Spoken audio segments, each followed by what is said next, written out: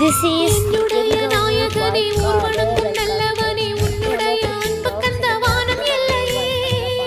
எனக்கென வந்த தேவதையே சரிபாதி நீ அல்லவா நடக்கையில் உந்தன் கூட வரும்